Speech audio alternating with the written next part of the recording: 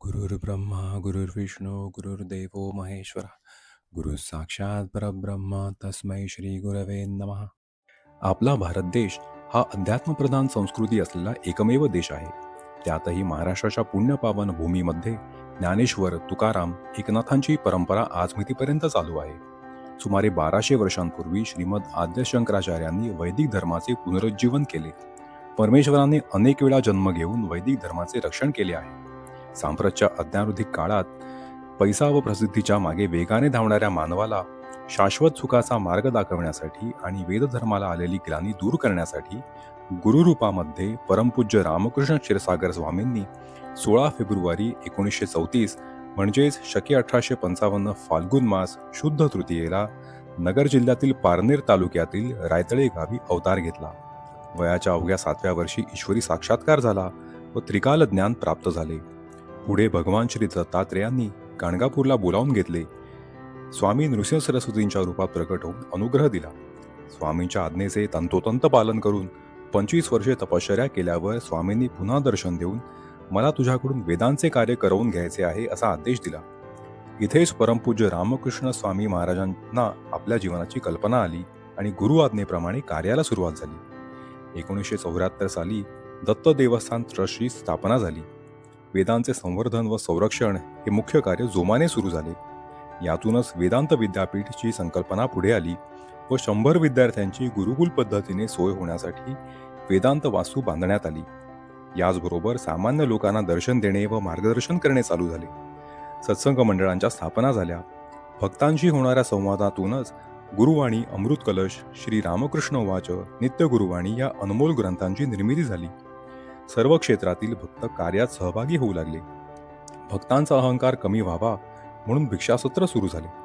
पुढील काळात आधारस्तंभ म्हणून भव्य असे दत्त मंदिर उभारले गेले आहे. एकाच मुळीतून आलेला वड, औदुंबर, पिंपळ हा देववृक्ष परमपूज्य गुरुदेवांच्या अलौकिक साक्षात्काराची प्रचिती नित्य देत आहे.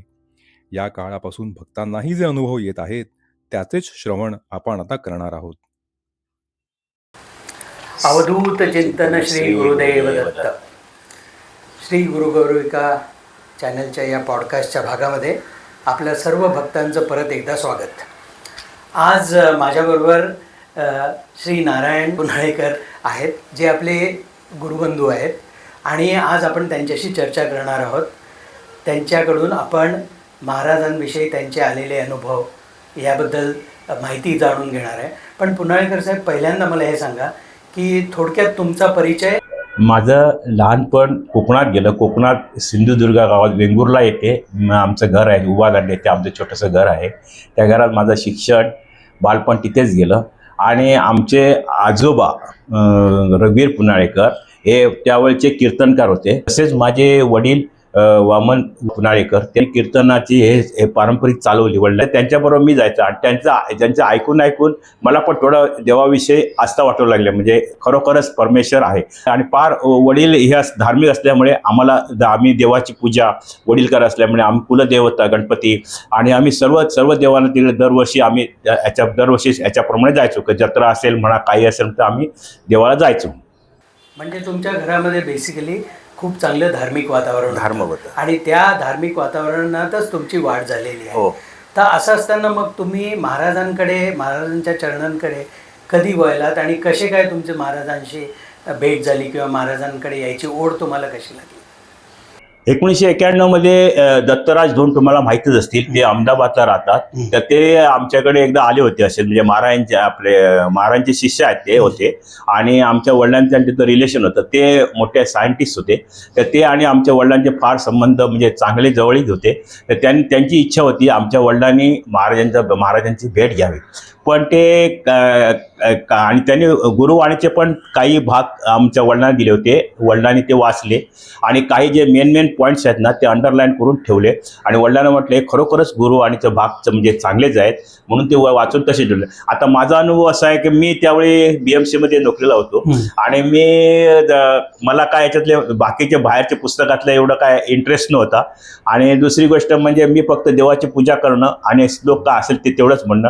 बाकी मला बाहेरचे पुस्तकं कुठली असू ते मला का त्याच्यात इंटरेस्ट आहे. फक्त वडिलांना वेगवेगळे ते कीर्तन घातल्यामुळे वेगळं त्यांचं वाचन वडिलांकडे होतं. ह्या दृष्टिकोनातून वडील वडिलांना फार आवडलं होतं आणि वडील म्हणाले आपण जाऊया म्हणून, पण तो काही योगा आला नाही. आणि 91 पासून ते नंतर वडिलांनी ते पुस्तकं वाचली आणि वडिलांना 2005 मध्ये 2000 मध्ये पॅरालिसिस अटॅक आला. ते मग वडिलांनी काही पुस्तकं बघितली नाही आणि आम्ही तशीच पुस्तकं ठेवली, बाजूला ठेवली. तर त्याच्यानंतर वडील आमचे 2005ला ऑफ झाले. तर त्याच्यानंतर आम्हाला भेटायला म्हणजे सरमळकर म्हणून गुरुभक्त हे होते, दत्त भक्त होते. तर ते आम्हाला असं तुम्ही आता वडील गेले ना, आता तुम्ही जरा माझ्याकडे या, मी तुम्हाला याच्याबद्दल सांगतो, हे देवदर्शन कसं करावं, काय करायचं. तर मग म्हणलं ठीक आहे. पण मी नंतर वडील 2007ला मी त्यांच्याकडे गेलो. तर म्हटलं मला आता ना गाणगापूरला जायचं आहे. तर ते म्हणाले कसं, तो म्हणाले गाणगापूरला जायचं आहे. म्हणलं मला एकट्याला काय डेअरिंग होत नाही, तर तुम्ही कसं काय मला सल्ला द्या. ते म्हणे घाबरू नकोस, समोर पिंपळे बसले होते. पिंपळे म्हणजे बोरवली जातात ते, आणि ते रेल्वेमध्ये होते. तर ते बसले होते. पिंपळ्याची का माझी ओळख नव्हती, पण ते त्यांचं आणि सरमळकरांचं म्हणजे जवळचंच नातं, म्हणजे जवळजवळ ते मित्र टाईप होतं. ते त्यांना म्हणाले ह्यांना जरा मार्गदर्शन करा. पिंपळे म्हणाले तुम्ही घाबरता कशाला, चला आमच्याबरोबर नगरला, आम्ही तुम्हाला तिकडे देतो. पण काय झालं, त्यावेळी कशी मोठी गाडी असायची, 50 लोकांची 50 सीटर गाडी असायची. ती 50 सीटर गाडी सगळे फुल झाली होती. मग म्हणाले मला आता तुम्हाला काय चान्स नाही, कारण सगळे लोक फुल झाले. ठीक आहे म्हटलं, तुम्ही जाल त्यावेळी मला न्या. म्हटलं ठीक आहे. पण योगायोगाने असं झालं ना, ते एक त्यातला कोणतरी कॅन्सल झाला आणि मला ती सीट मिळाली. मी गेलो त्यांच्याबरोबर, गुरुदर्शन घेतलं. मग फार आवडलं मला. तिथले लोकांचे सगळे हे लोक एकत्र आले, त्यांचे कसे काय समस्या आहे, आणि ते खरोखरच मला फार आवड निर्माण झाली. आणि मग मी म्हटलं मी माझ्या मिसेसला मुलांना घेऊन येईन. आणि ते दर्शन झाल्यानंतर सेकंड टायमाला मी मिसेस तिकडे दर्शनाला गेलो, तिला पण आवडलं. आणि नंतर आम्ही त्यांच्याबरोबर जातच राहिलो. ते जसे बावडेकर त्यांची त्यावेळी गाडी करायचे, ते गाडी करायचे, त्यावेळी ते आम्ही त्यांच्याबरोबर जायचो. आणि आम्हाला फार आवड निर्माण झाली. मग मी त्यांना म्हणालो माझ्याकडे सत्संग ठेवायचं माझ्यासाठी होतं. हो म्हणाल ते ठीक आहे. तर ते म्हटलं माझे रूम लहान आहे, तर त्या रूममध्ये शक्य आहे की होतं. शेवटी बावडेकर आणि पिंपळे आणि हाटे माझे घर बघायला आले. तुम्हाला चालेल तुमचं घर, आपण गुरुदेव काय ते ऍडजस्ट करून घेतील. आणि खरोखर सांगतो, एवढ्याशा याच्यामध्ये रूम मध्ये आमचं सत्संग फार सुरू झाला. फार म्हणजे किती महत्वाचं आहे पहा. 91 साली तुम्हाला तुमच्या वडिलांना महाराजांच्या कृपेनेच ती गुरुवाणी मिळाल्या. त्या गुरुवाणी वाचल्या. तुम्ही धार्मिक वातावरणात होता. तुम्हाला महाराजांनी योग्य वेळ आल्यावर त्यांच्या चरणाशी आणलं, आणि त्या चरणाशी आल्यावर तुमच्याबद्दल काय बदल झाला, किंवा महाराजांचं तुम्हाला जेव्हा दर्शन झालं? थोडा मी चिडचिडा होतो. मला ऑफिसमधून घरात अस्वच्छ दिसलं तर काय चिडचिड करायचं, हे करायचं, फार राग यायचा. पण ते महाराजांचा फोटो वगैरे नाही का, मग मला शांत वाटायचं. मी फार मुलांवर रागवायचो. आणि मग महाराजांचं जसं करत गेलो तसं मला थोडं माझ्यात शांतता निर्माण झाली. आणि मग मी स्वतःच सुधारलो, काय हे बरोबर नाही, म्हणून मी स्वतः आपल्या शांत राहण्याचा विचार केला. आणि महाराजांचं हे आशीर्वादाचं हे श्लोक बी सगळं महाराजांचं करायचं. त्याच्यामुळे माझ्यात फार बदल झाला. म्हणजे कसं माहिती आहे, मी माझं डोकं जे फार गरम होतं ना, ऑफिसमध्ये म्हणा किंवा इथे म्हणा, तर मग मी शांततेने हे करायला लागलो. म्हटलं हे काय बरोबर नाही. महाराजांनी आपल्याला खूप हे सुधारवलं. कारण की महाराजांकडे आल्यावर फक्त आपली आध्यात्मिकच प्रगती होत नाही, तर आपले जे वागणूक आहे त्या वागणुकीमध्ये सुद्धा, कारण की महाराज नेहमी म्हणतात की तुमच्याकडे पाहिल्यावर इतरांना कळलं पाहिजे की तुम्ही माझे भक्त आहात. म्हणजे आपली वागणूक ही किती महत्वाची आहे, आणि जी महाराजांनी तुमच्याकडनं बदल करून घेतला. आता हे सगळं चालू असताना तुम्हाला नक्कीच महाराजांचे काही दिव्य अनुभव आले असते, कारण की जो कोणी महाराजांकडे आलेला आहे आणि महाराजांनी त्यांना आपलंसं केलेलं आहे, त्या सगळ्यांना अतिशय छान अनुभव आलेले आहेत. तर जरा 2 अनुभव तुम्ही आपल्या भक्तांकरता शेअर केले तर चांगलं होईल. पहिला माझा अनुभव म्हणजे मोठ्यातला मोठा अनुभव असा आहे, आम्ही गेल्या वर्षी जूनमध्ये शृंगेरीला गेलो होतो. मी, माझा मुलगा, माझी मिसेस आणि मुलाची मैत्रीण होती. तिला कन्नड थोडं येत होतं. आम्ही 4 जण ट्रेनने गेलो. तिथे आम्ही मंगलोरला उतरलो. मंगलोरला उतरून फोर व्हीलर गाडी हायर केली. आणि आम्ही पहिला हायर करून गाडी आम्ही मग ह्याला गेलो, कुठे धर्मस्थळाला, कर्नाटक. तिथे आम्ही सगळं अभिषेक केला, देवदर्शन केलं. आणि रात्री आम्ही तिथून 11 वाजता शृंगेरीला निघालो. तर वाटेत एक मोठं जंगल आहे, ते अर्ध्या पावटाचंच आहे. तर त्या जंगलामध्ये आम्ही येत होतो. तर जिथे जंगल सुरू होणार तिथे चेकपोस्ट आहे. त्या चेकपोस्टवर आमची गाडी अचानक पंक्चर झाली, मागचा टायर पंक्चर झाला. आणि मग म्हटलं आता काय करायचं, पंक्चरचं ते जे गाडीमध्ये जे सामान होतं ते काय ह्याला लागत नव्हतं, नट बोर्डला. त्याचे नट बोर्ड होते वेगळे होते आणि त्या गाडीमध्ये ठेवले ते वेगळं होतं. तर मग आता करायचं का, मुलांनी खूप प्रयत्न केला पण काही करेना. मग शेवटी मोबाईलचा रेंज पण तिथे नव्हता, जंगल असल्यामुळे रेंज पण नव्हता. आणि मग मुलांनी काय केलं, त्या पोलीस हवालदार असतो, तो एंट्री करतो. पोलीस हवालदार सांगितलं असं असं आमचं झालंय. तर त्याला थोडं हिंदी येत होतं, तिथे जास्त कन्नड आणि इंग्लिश चालते, पण इंग्लिश पण त्याला जास्त येत नव्हतं. तर काय झालं, त्यांनी पोलिसांनी तिकडच्या लोकल मेकॅनिकलला बोलवला. पण तो लोकल मेकॅनिकल ते पण नोटबोर्ड काढता येत नव्हती. मग ते सुद्धा प्रयत्न फसला. सेकंड थिंग, आम्ही दुसरे जे वाहन येत होते ना, फोर व्हीलरचे जे कोणी येणार होते, ट्रक ड्रायव्हर येणार होते, ट्रकवाले आले, तर त्यांनी पण प्रयत्न करून बघितलं, त्याला पण जमलं नाही. नंतर ते छोटे गाडी घेऊन येणार, त्याला पण जमलं नाही. आता करायचं काय, मग जिथं आम्ही गाडी हायर केली ना बँगलोरवरनं, तिथे त्या मालकाला फोन केला रात्री 1:30 वाजता. तर तो म्हणाला ठीक आहे, मी गाडी माणसं पाठवतो. आणि ती माणसं पहाटे 5, 5:15च्या दरम्यान आली. आणि त्याने ते स्क्रू त्यांना ते माहिती असल्यामुळे ते स्क्रू बदलून आम्ही 5:15, 5:30ला निघालो. पण ह्या दरम्यान आम्हाला ना फार त्रास झाला. म्हणजे कसं माहिती आहे, तिथे जंगलामध्ये एकच लाईट असल्यामुळे घनदाट जंगल आहे. आणि ते शृंगेरीला गेलो आम्ही, तिथे अभिषेक केला, छान झालं. तिथे एक दिवस आमचा तिथे दुसऱ्या दिवशी अभिषेक होणार होता, पण तो आम्ही कॅन्सल केला कारण आम्ही लेट पोचलो 8 वाजता.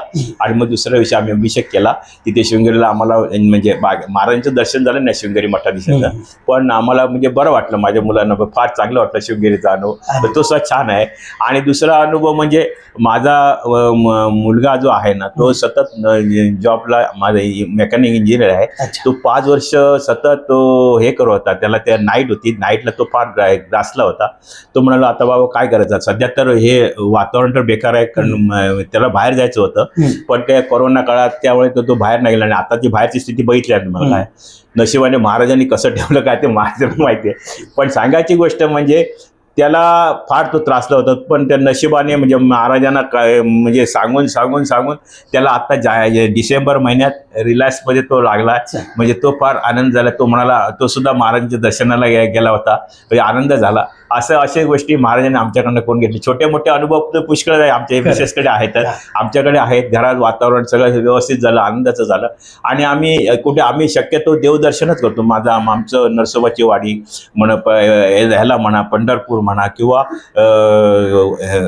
गाणगापूरला म्हणा, आम्ही सतत वारी करत असतो. त्याच्यामुळे आम्हाला घरात राहणं बसणं म्हणजे आम्हाला आता या महिन्यात आता आम्ही गोव्याला गेलो आता आठवड्यापूर्वी. आणि तिथे गोव्याला आम्ही तिथे मंगेशी बिंगेचे सगळं देवदर्शन करून आम्ही इथं, आम्हाला तसं घरात वातावरण म्हणजे असं देवदर्शनाची जास्त आवड आहे. नाही, हे फारच अतिशय महत्त्वाचं आहे. महाराजांनी नेहमी सांगितलं आहे, तुम्ही तुमच्या जे तुम्हाला काळजी जे आहेत त्या बाजूला सोडा आणि तुम्ही माझ्या चरणी या आणि या कार्यामध्ये सामील व्हा. आणि बाकी सगळ्या गोष्टी महाराजांनी आपल्याला प्रॉमिस दिलेल्या आहे की मी त्या पाहून घेईन आणि मी तुमचं ते नीट करीन. म्हणजे तुमच्या ज्या काळज्या आहेत त्या मिटवण्याचं काम मी करेन. अतिशय सुंदर वाटलं तुमच्याशी बोलून, तुमच्याशी गप्पा मारून आणि तुमचे अनुभव ऐकून. तुमच्याकडचं वातावरण आणि महाराजांच्या चरणी आल्यावर तुमच्यामध्ये जो बदल झाला आहे, तुमच्या कुटुंबात जो बदल झाला आहे ते ऐकून अतिशय आनंद झाला. अशाच प्रकारे महाराजांची तुमच्यावर अतिशय चांगले आशीर्वाद असावे हीच महाराजांच्या चरणी प्रार्थना. भक्तांनो, आजचा हा एपिसोड तुम्हाला आवडला असेल तर त्याला लाईक करा, शेअर करा आणि सबस्क्राईब करा. अवधूत चिंतन श्री गुरुदेव दत्त.